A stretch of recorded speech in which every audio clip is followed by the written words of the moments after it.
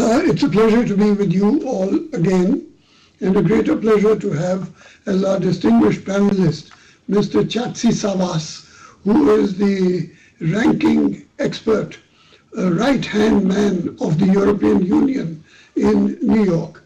Thank you very much for joining us. It's a pleasure to have you with us to walk us through this complexity of Brexit and its impact, not just on the European Union, but on others also in the world. With his permission and with yours, let me lead into the subject myself. First of all, we need a bit of background to the European Union, which is not always known to everybody, which is that in order to have a union or a conglomeration or a regional group, you need to have a cement which holds the countries together. And that cement can either be something that you have in common, or it can be a fear of something external. Now, the best example of this, of a regional union, is not the European Union, but the United States. The United States was 13 independent countries, but they had a common enemy, namely the colonial power of Britain. And so they got together, and the cement which held them together was opposition to Britain. Similarly, the cement which held the European Union together was fear of Germany. And the motive country in this fear was France. France had suffered most from German expansionism over a century. And so they wanted to get hold of Germany and to make it impotent. And so to begin with, they said, let us get hold of the two powerful points which give German power, namely coal and steel. So the first thing they did was to set up a coal and steel community. And this was a French proposal. And because Germany was going through the horrible experience of what they had done during World War II and before that, they had to agree to give up their coal and steel to a common basket, which was a European basket for coal and steel. That was in the early 1950s. Because it succeeded, they said, let us expand it into a European common market of everything, not just coal and steel, but all trade. And that also worked. But at this stage, it was basically France plus Germany, along with 4 other countries. Italy on one side, large country, and 3 small countries, Belgium, Netherlands, and Luxembourg. So it was 3 big and 3 small. That was the European Economic Community. And it worked perfectly. In fact, it worked so well that others started lacerating and wanted to join also. And for a long time, France, namely General de Gaulle, resisted this concept of others joining. But after he left, the European Union made, I think, the mistake, and Mr. Chatsi Savas is not going to agree with me, but I think they made the mistake of bringing other countries in. So the 6 became 9, 9 became 10, 10 became 14, 14 became more, and today it's 28. Now, in this group of 28, the weakest link, in my judgment, and again I will render tribute to Mr. Chatsi Savas, the weakest link was always Britain. And the Britain was that Britain believes, we don't know, is it a European country or not? The British believe that the English Channel is wider than the Atlantic Ocean. And therefore we are not sure whether they are a European country or a non-European country. And even though they are members of the European Union, they are not quite members. They are semi-members. For example, the European Union has a free movement concept which is called the Schengen Agreement. Britain is not part of the Schengen Agreement. The European Union has a common currency called the euro. Britain is not part of the euro.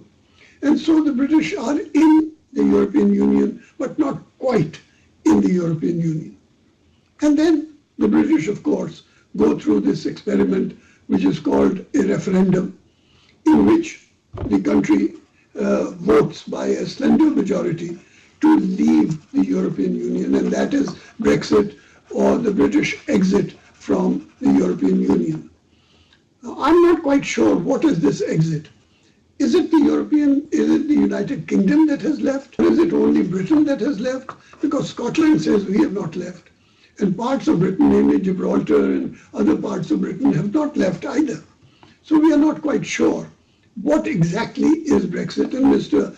Chatsi Savas will walk us through what it really is. But let us be absolutely clear. Most people and all of you believe that Brexit exists, that it has taken place. That's not correct. The only thing that has happened is a British decision that it will exit from the European Union. But it has not exited actually.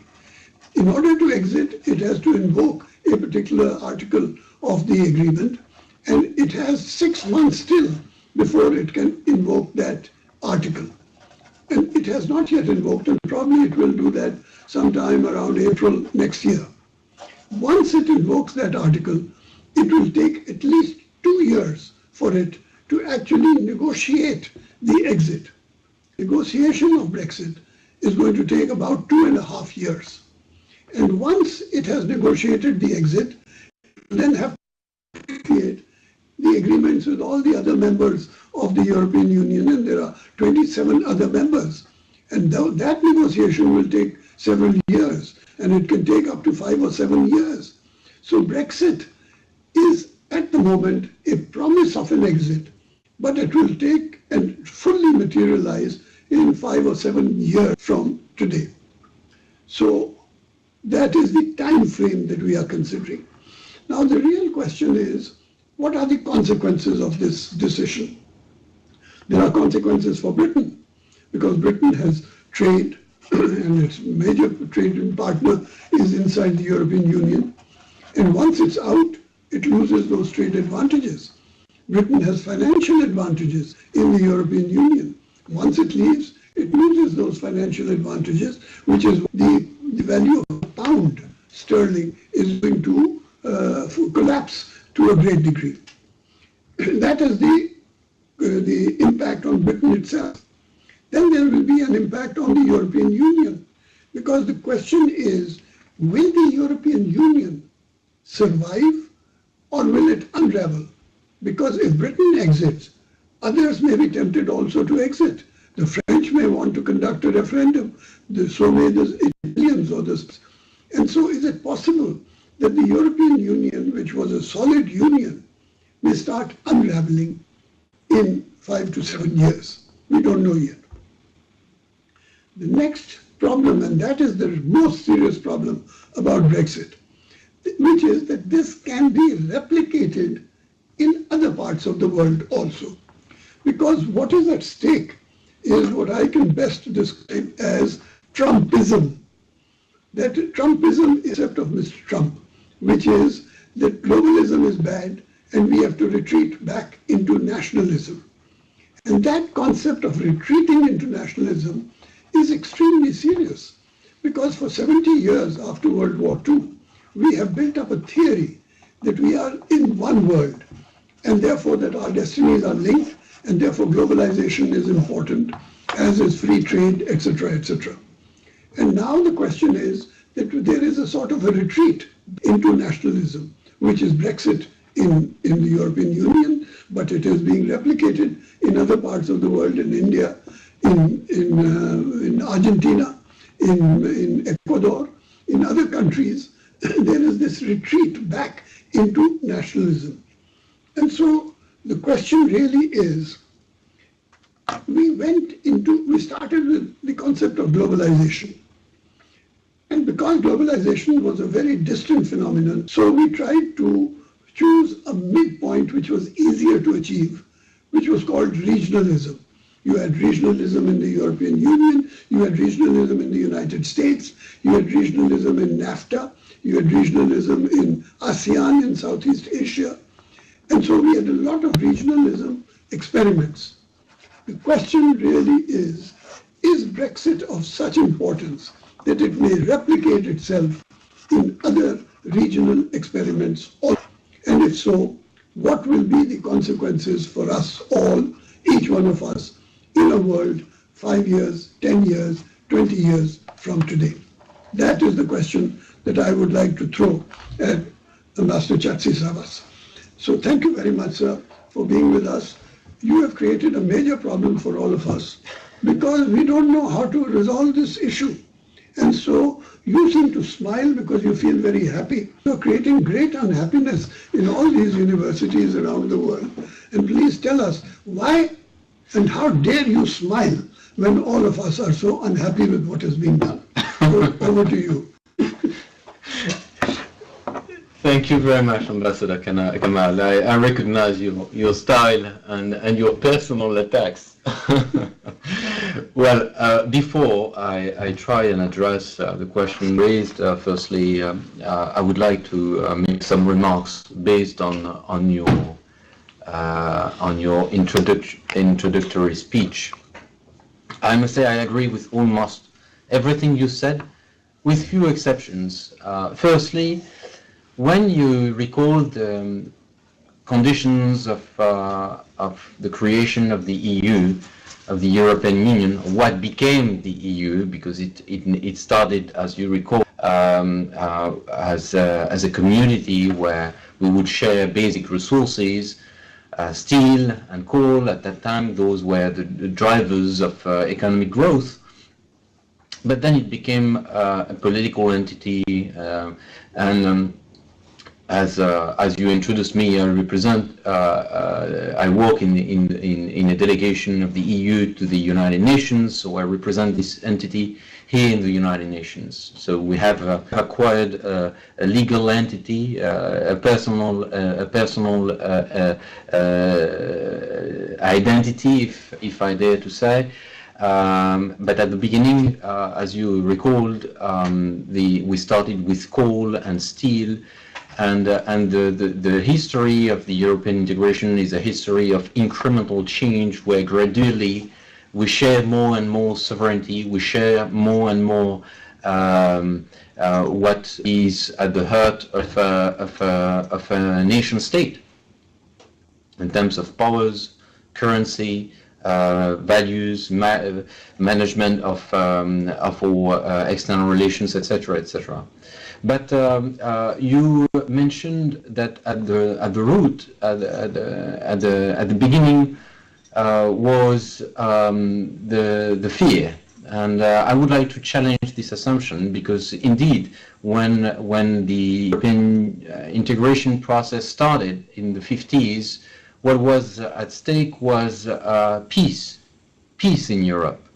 And you have mentioned the European integration as a sort of bargain between those who would share resources, and on the side of Germany, the need to pay, reimburse, repair, get access again to some sort of decency and diplomatic status. But this tends to undermine also the aspiration, particularly in Germany, the aspiration for peace. And there was a feeling of never again, that was really a cornerstone of this integration process. So my point here, my first point is European Union and the European integration process is a process aimed at grounding peace in Europe, firstly. And to achieve this objective, indeed, the strategy that was adopted, on which we found a consensus, was incremental change. We want to change the life of our people. We want to ensure that we get access to more prosperity, that we consolidate the democratic foundation of the European Union. So this is my first remark. We need to be careful at the feeling of the people, and we need also to be sensitive at the fact that on the German side, all this was not realpolitik. There is also a deep aspiration for peace. And this aspiration has also driven the European integration process, in the sense that when we talk about gradual integration of the EU with more member states, indeed, all this is also the quest, the research for for peace. You may recall that a few years ago, the European Union was granted the Nobel Prize. It was not granted the Nobel Prize for its action in Africa or Central Asia or the rest of the world. The Nobel Prize was given to the EU as a token of appreciation for the peace process that was in Central and Eastern Europe, and which was largely driven by the prospect for integration.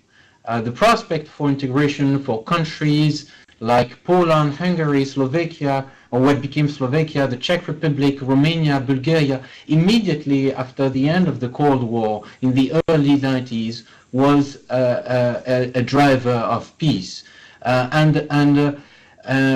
Obviously, you will object, but the European continent was shaken by the wars in the Western Balkans, the wars in plural, and indeed this tragedy, which is still in all our memories in Europe, is the exception.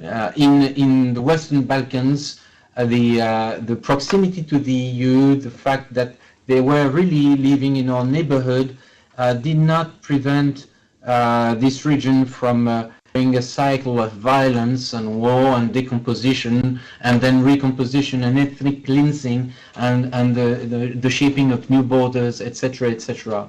But let's imagine that what happened in the Western Balkans could have happened also in the worst scenario in Central and Eastern Europe. And this is something that we should not underestimate, and this is also what is behind this recognition and the award of the Nobel Prize. It's primarily the recognition that the EU, the European integration, is a driver of peace in our old continent. And indeed, here you will find something which is consubstantial to the European approach, to the European project. The EU is not a hard power. It's not a superpower. It's not based on military strength. What makes the EU strong as an international actor is the capacity to present and export a model, be a reference of democratic standards, relative prosperity, and peace. So this was my second comment. The enlargement, the integration of more member states is very much consubstantial nature of the European project. And then let's look at what happened in the UK against this background. Ambassador Kamal rightly so mentioned the fact that the UK is an exception, was an exception, and is an exception. I will not. I agree with this. The UK was always a state with a special relation to the rest of the membership, and the idea to hold a referendum is again a further demonstration of this exception. I will not elaborate much on the referendum, the way it was conducted, the arguments that were deployed. The role and the responsibilities of the political leaders, the role played by all sorts of opinion makers in the medias, because all this speaks for itself. The UK is facing major challenges as a result of a campaign against the EU, a campaign that was largely based on distorted realities and perceptions. Again, I don't want to elaborate. I'm an active diplomat, so you will understand that I care about my future. But word about a referendum by nature, and we saw that on many occasions in Europe. When you call a referendum, you ask voters to say yes or no. And this yes or no is not an answer to the question which is raised. Most of the time, this yes and no is based on perception, and actually it addresses all sorts of which have nothing to do with the question which is raised. So yes, I'm saying that it's not a way to question the will of the British people. They have voted. They have voted for the Brexit, and we need to respect this decision. And this decision is not going to be reversed. So Brexit, although it will be a long process of negotiations, a cumbersome process, is something which is already a fact. It's already a fact. Now, all the implications of the Brexit are not known. This applies to the UK in the first place. We don't know how the different parts, regions of the United Kingdom will react in the next few months to the tangible expressions of the Brexit. There are already clear signs coming from Northern Ireland, coming from Scotland, because obviously leaving the EU, seen from Ireland, will also jeopardize the issue of freedom of movement, which is also a cornerstone of the peace agreement in Ireland, in Northern Ireland. In Scotland, as the constituency is and the political orientations of their leaders is very different from the rest of the UK. So here again, there are some questions about the future of the UK as a political entity. In the EU and in our relations to the UK, again, a lot of question marks. Ambassador Kamal was saying that it's going to be a difficult diplomatic process. Hopefully it will not absorb our energy to the point where we are going to be distracted and care less about other crucial issues like peace in the Mediterranean, peace in our neighborhood, growth, development, job creation, management of the refugee and migration crisis, but in terms and the future of the EU. But it's true that in terms of diplomatic process, the Brexit is going to be a key focus, and it's going to generate a lot of work in the diplomatic community in Brussels to make Brexit a reality, to agree on this divorce, and agree on a new contract between the EU and the UK, because the UK will not leave the European region, and we will need to continue staying a good privileged relationships with the UK. And for the rest of the world, again, the Brexit is a bad signal in a period of time where there is a rise of populism. Brexit is itself an illustration, a manifestation of this populism, and it may accelerate or justify or give an excuse to other tendencies. So this is tendencies of populism, tendencies of unilateralism, questioning of multilateral frameworks in all sorts of areas that includes international law, international trade, cooperation on disarmament issues. So you can apply populism in international relations. You can apply populism in a wide spectrum of activities, and it's a threat. It's a threat. And the question that we need also to ask is, how are we going to fight back? How are we going to resist? How are we going to ensure that this threat is tackled, mitigated, that the debate, the political debate internally, that all international relations is conducted in a way which addresses the concerns, the serious concerns behind the rise of populism, and that we don't endanger the legacy and the reality of international political projects which have brought results, such as the EU? I think this is a key question, and it's all the more important to debate it with people of your generation. Thank you very much, Ambassador Kamal. Thank you very much, sir. 2 or 3 points. About 300 years ago, Machiavelli wrote a very famous book called The Prince, in which he said that it is best to govern with both love and fear. But if you have to choose between love and fear, fear is more important than love. I admire your confidence in the European Union, which you say is based on love of peace.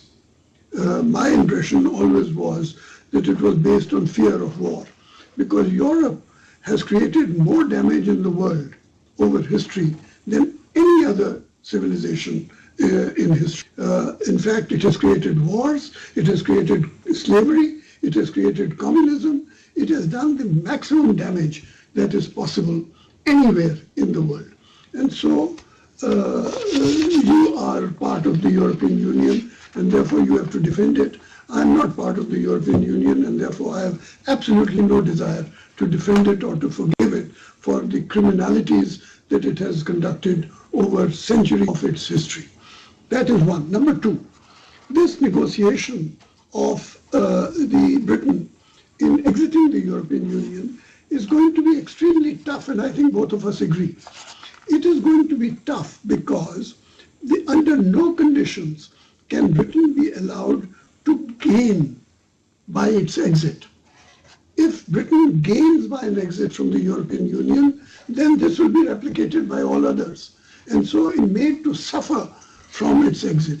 And that is why the negotiation will be extremely difficult and almost, quote unquote, revengeful, if you wish, in order to make sure that nobody else is tempted the same way in leaving. An exit cannot give you greater advantages than staying within. If not, unraveling will take place everywhere. And so Britain is going to suffer or going to be made to suffer. And the question, the impact on Britain will be terrible, because the pound is already going down. It will go down even worse.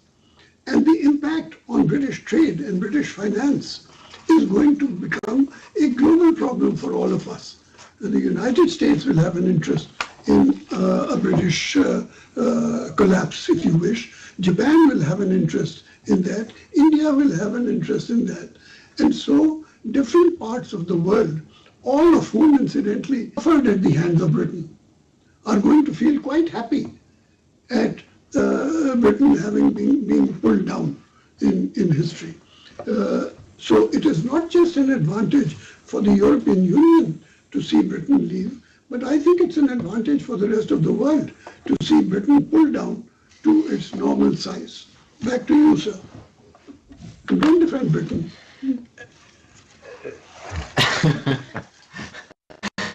I need technical break to laugh a little bit, because there is a lot of humor behind Ambassador Kamal's remarks, as you understand. But I will also react.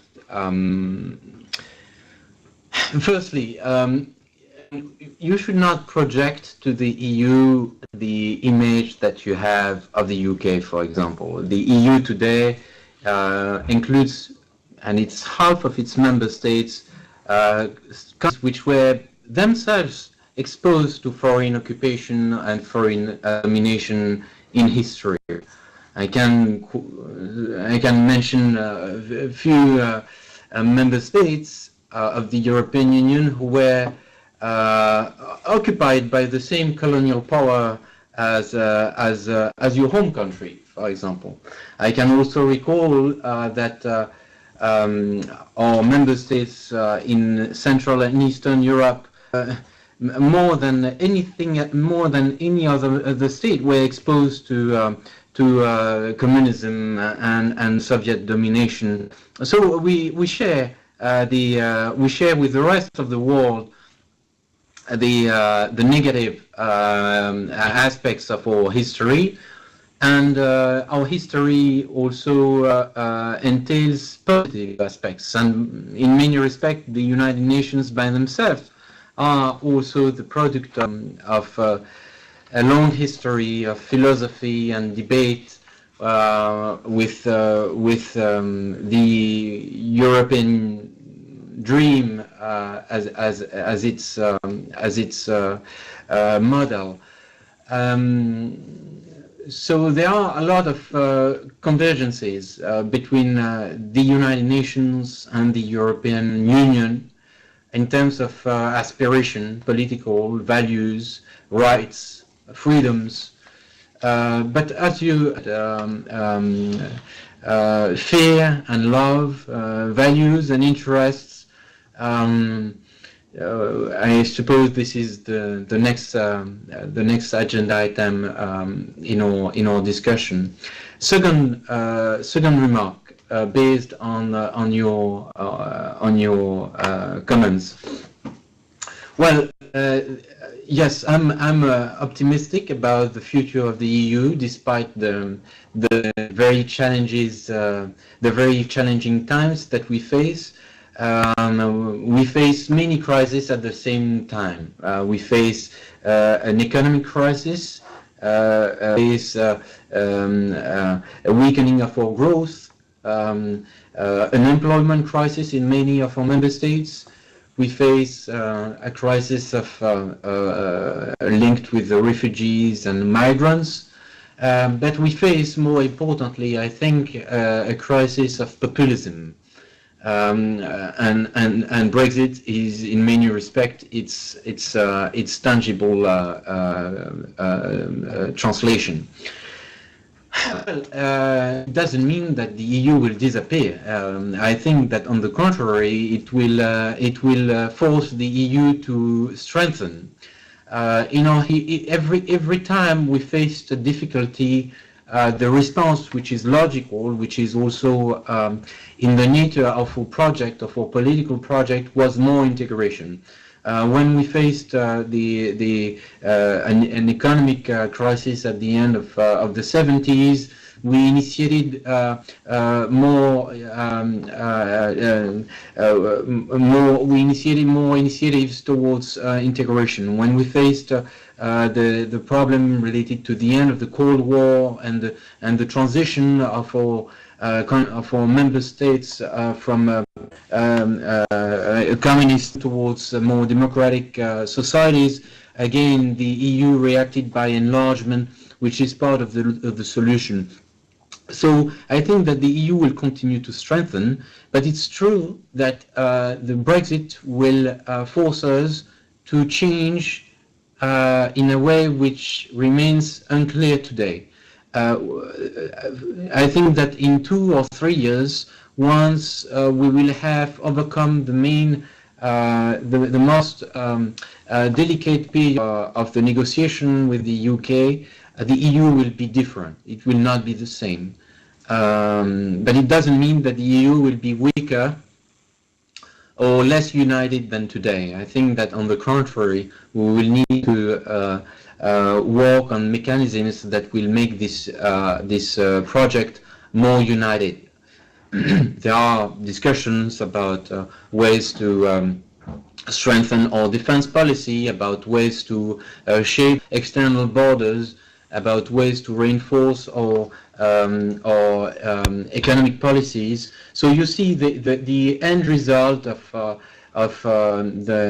Brexit will probably be a stronger and more united Europe, despite all the difficulties that we will face on the way to achieve this result.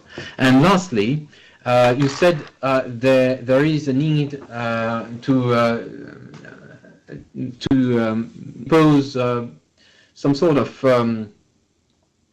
revengeful sanctions to the UK for its decision to leave the EU. I think that this is not the feeling that will prevail in Europe. We were talking about history. You know that in the Soviet Union, the Union was driven by fear, and those who left the Soviet Union, the former Yugoslavia, or those who took some distance from the Soviet Union, like Albania, or Romania were threatened. And for this exact reason, to strengthen the coherence of the rest of the group. I think that this is very much contradictory with the EU. I think that this is its basic values and what is at the heart of this project. So I think that the idea to take revenge from the UK is certainly not something that prevails in Brussels, and it will not be dictated by it will not be rational. In fact, it would just jeopardize and feed populism. We will open it to questions from the universities, starting with 2 questions from Lehigh and then 2 questions from Bronx. But before I give them the floor, I just need to go a bit deeper into what you call populism, which I describe better as Trumpism. Trumpism says that we have to retreat from globalization because we want jobs. That's the first requirement, jobs. Now, globalization was based on the concept that you will outsource to wherever production can be made most profitably. Whoever can produce at cheaper cost should have the advantage. That is the basis of trade. But the concept of jobs is the opposite. The concept of jobs is I don't care if I can find it cheaper in China or Mexico or Mongolia. I'm going to keep the jobs at home even at higher cost. And so if you follow that concept of jobs at higher cost, then consumer prices will go up. And if consumer prices begin going up, they cannot be sustained. So this concept of Trumpism ultimately comes to a dead end because prices start going up, inflation follows, and therefore it will come to a logical end. Number 2, it creates so much dissatisfaction in the world that you get this extraordinary phenomenon of migration and refugees. It's not a minor phenomenon, it's a huge phenomenon. Now, migration is not a new phenomenon. After all of us were born in Africa 50,000 years ago, and we migrated from East Africa to wherever we are today. So migration is a known factor in history. But what is now happening is almost on the same scale as the major migrations which took place out of Africa 50,000 years ago. And so there's nothing abnormal in migration. All of us, without exception, are African in origin. And so why should we accept the argument of Trumpism when it goes against the argument of history and against the argument of trade? So I have a feeling that it is not going to be easy to defend at all. And that is the positive factor which makes me agree with you that perhaps the European Union and the rest of us may survive this British exit and even its replication in other parts of the world. But we will see what the questions are on this fact. Over to Lehigh for 2 questions from Lehigh. Good morning, Ambassador. My name is Anastasia and I study international relations. At Lehigh University, we have an international internship program where students intern in Georgia and facilitate the prospects of the state joining the EU. What does Brexit signal to states like Georgia or countries like Turkey, which have voiced their desire to join the EU for a very long time? Thank you. Second question. Good afternoon, Ambassador. I'm an accounting and business information systems major. You mentioned that the EU is held together like cement, and this cement is its EU members with similar beliefs and ideologies. With that being said, my question is, are there any positive consequences of the UK leaving the EU? I can't hear you when it's green. Great question. First question is Georgia and Turkey. I don't see. The question is, will the European Union expand even further after Brexit? That is the question. I think it has enough difficulty surviving. Why would it think of possibly expanding even further? But I leave it to you to answer the question, sir. Thank you. I think that the pace of enlargement has decreased over the years, and that indeed the big enlargements like the one we experimented in 2003, where eight new member states joined the EU.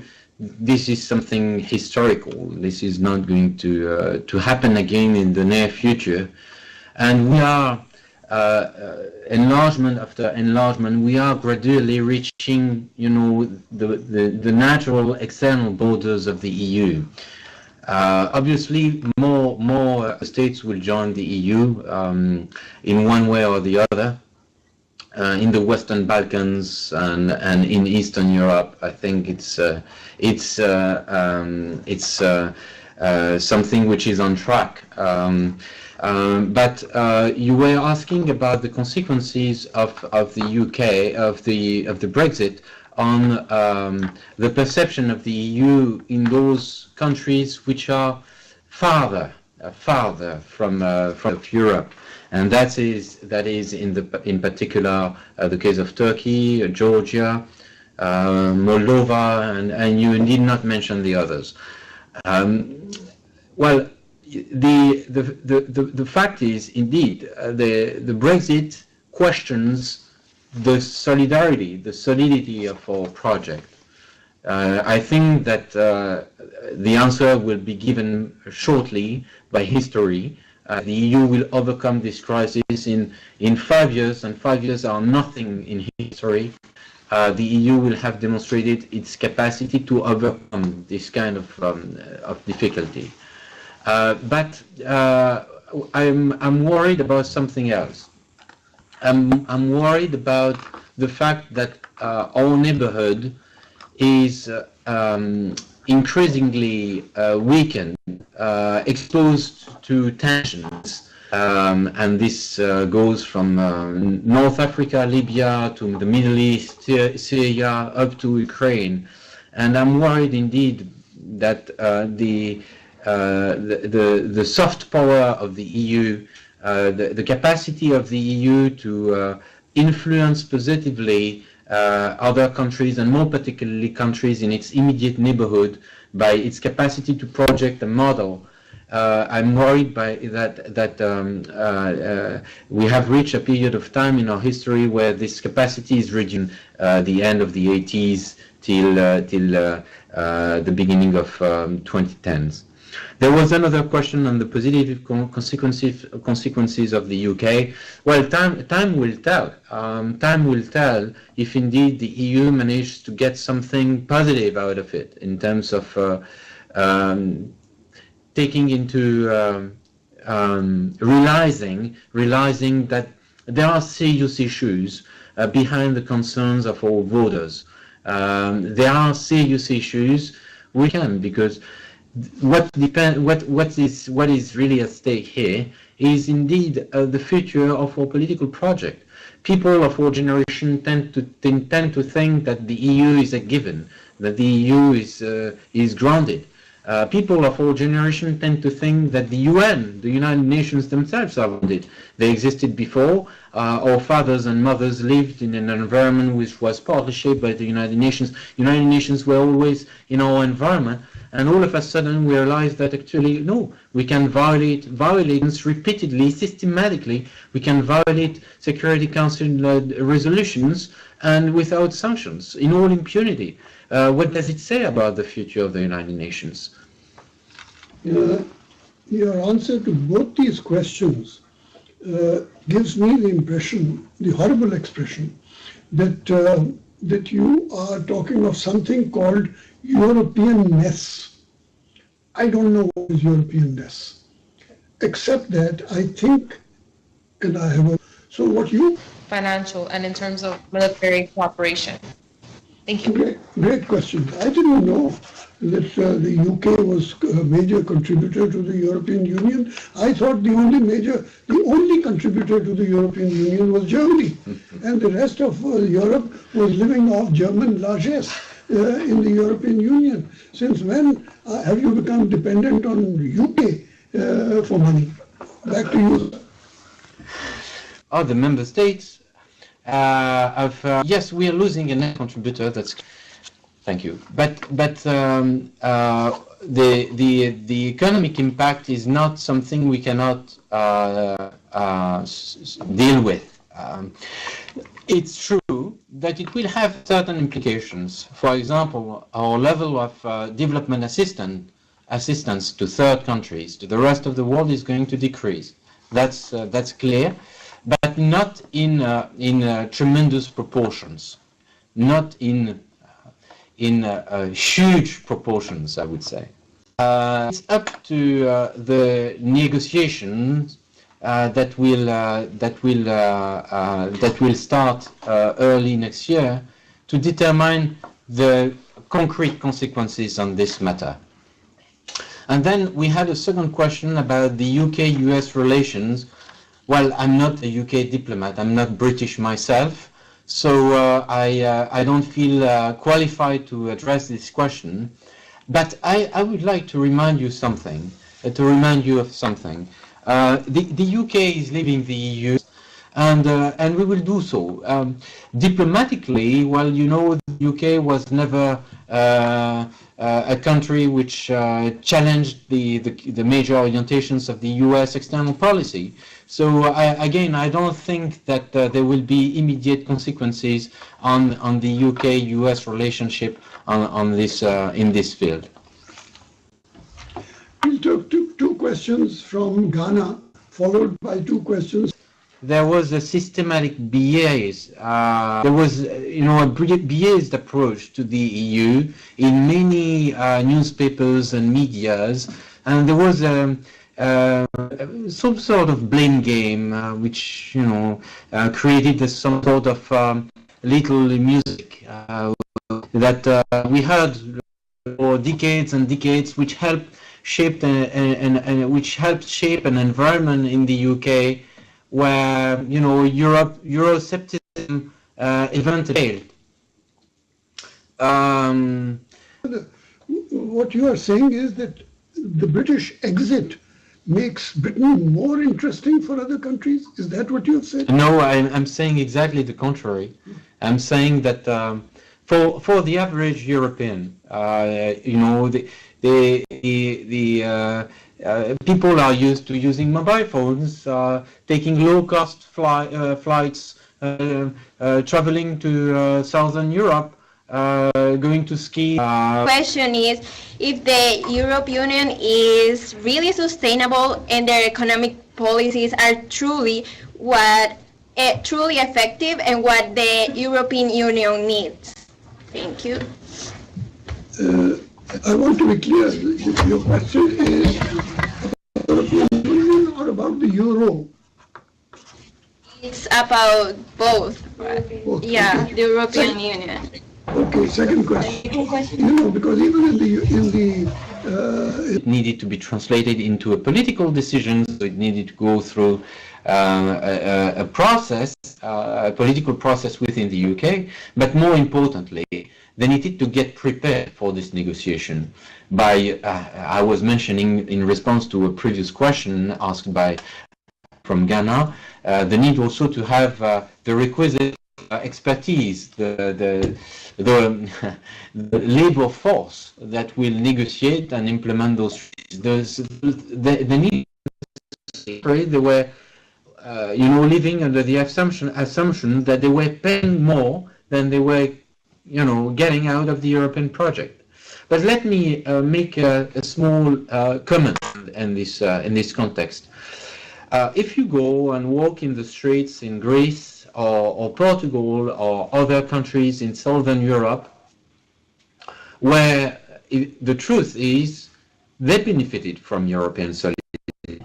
And at some stage, the salaries of teachers, policemen, officials in the administration would not have been paid without those subsidies from the rest of Europe. And if you go in those very streets and ask the average people what they think about the EU, they will say, well, but we are under the impression that dictate our action and policies, and we are dominated by the EU, and this are taken far away in Brussels and imposed to us. So there is clearly a disconnect between the reality of European solidarity and the perception of the European Union in those countries. So this is the word I would like to flag here, is the perception. And it's all the more important that actually it's the bread and butter of populism. And we will come back to this in this, I'm sure. Because of the exceptionally good, impressive attendance, Vancouver, which is always something which impresses me very much every time. I'd like to ask a supplementary about Canada. Canada has a particular interest in the European Union because it is wanting to negotiate a trade agreement with the European Union. But Canada also has major trade arrangements. And so how does British exit affect the possible trade negotiations between the European Union and Canada? Back to you, sir. Thank you. It's a very timely question because you may be aware that over the last 3 days we witnessed a sort of drama of a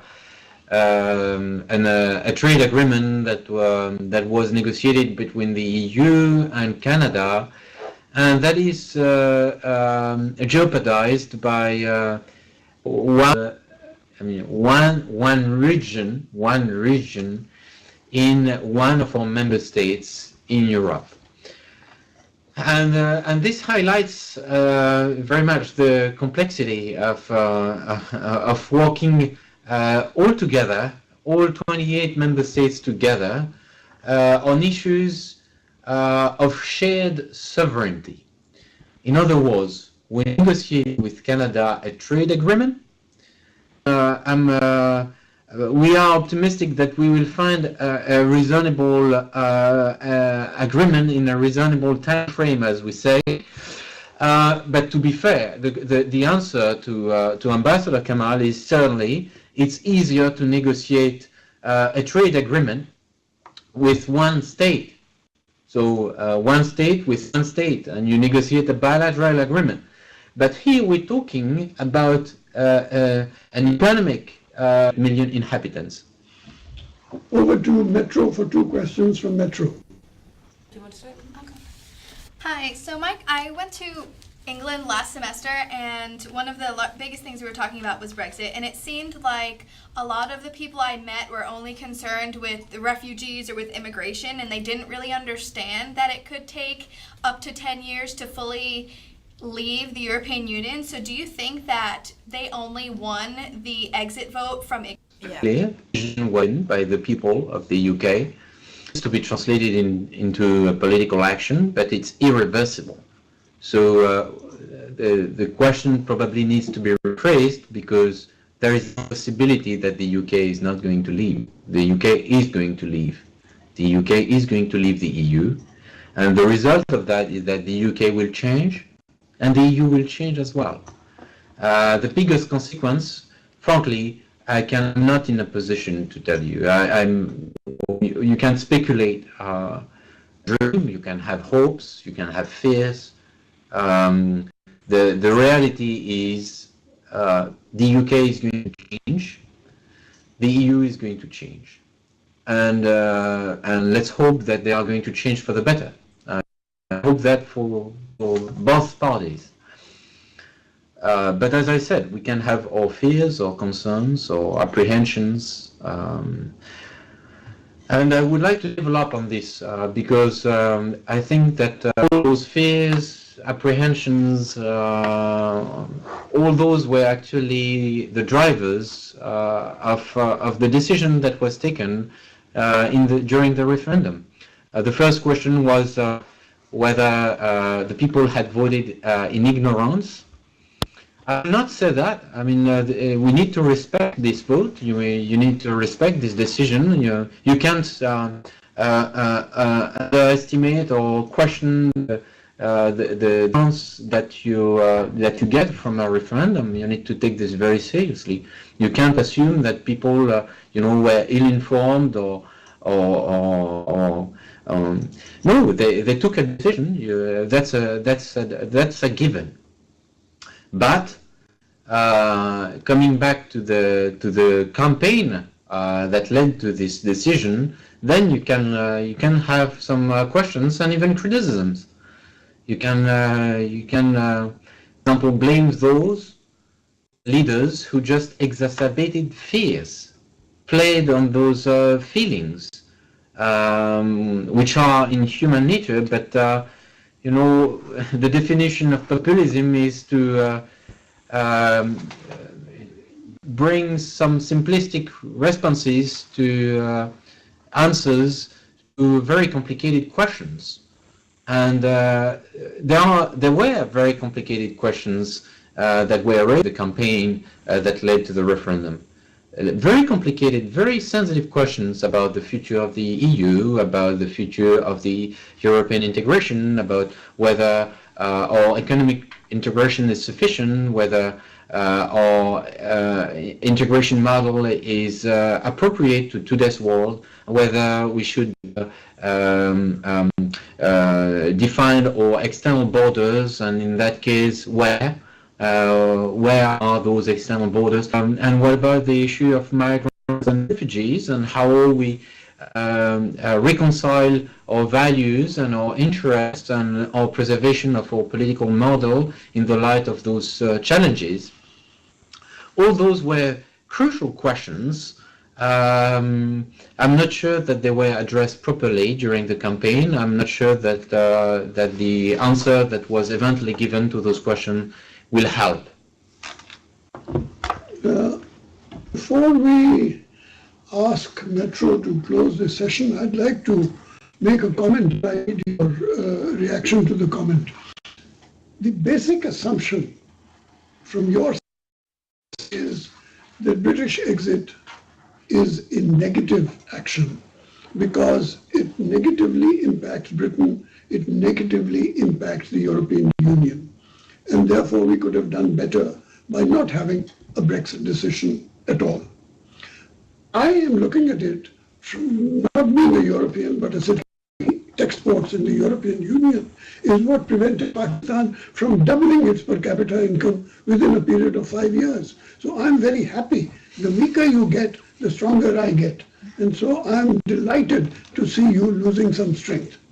Do you want to react to this? No, I think you're very candid. Of course, the more difficulties we will cross, maybe the more gains you can make in the short term, if you consider that you are going to the EU or opposing. Long-term interests are also best served when we manage to accommodate the concerns of all parties. That's the work of diplomacy. And I think that when an international partner faces a difficulty, then it's not good news. It's not good news for anybody. It can lead to very counterproductive consequences. It can have everybody's interest. It can also jeopardize an international order with very perverse consequences on all sorts of calculations of factors. So that's not good news for nobody. But rest assured that the EU is in a good shape and that we are going to overcome our difficulties. Thank you very much. I leave it to you at Metro to close the session from your end.